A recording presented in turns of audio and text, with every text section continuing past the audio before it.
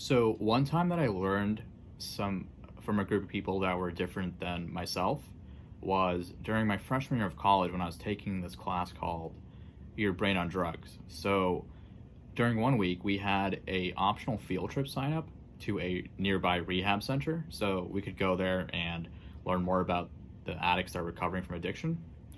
Now, I signed up just thinking like, hey, you know what I'm learning about is pretty interesting. Now I kind of want to see what the people are like that are dealing with addiction. So I signed up, went on the field trip, and previously I was never like exposed to to people who have dealt with drug addiction or who have been in rehab and who have used illicit substances.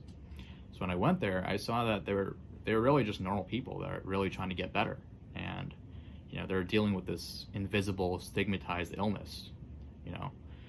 And one person I remember distinctly, whom I will call John, he kind of told us, everyone on the field trip, about his story with addiction and how, he was just a normal kid, going to school and, played soccer. And then all of a sudden his father died and passed away, and he was really depressed.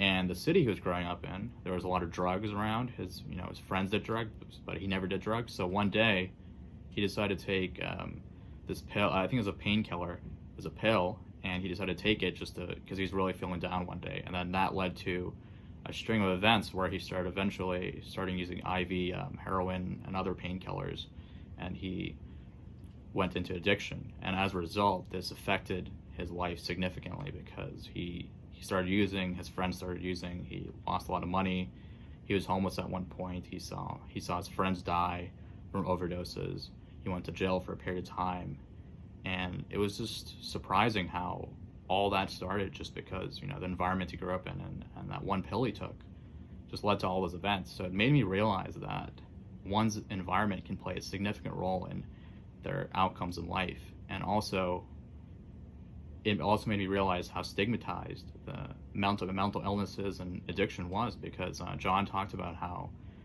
people look at it differently. Family members wouldn't talk to him because he was using drugs, and healthcare providers, they also wouldn't they would just see him as a drug seeker, and sometimes, and it made me realize that mental illness and addiction especially are topics that are tough to talk about and can be really difficult for some people. And I learned a lot from this experience, and it was really meaningful because it helped me learn from a group of people that really weren't like myself. And I hope to continue doing so as I go on to medical school and residency and become a physician.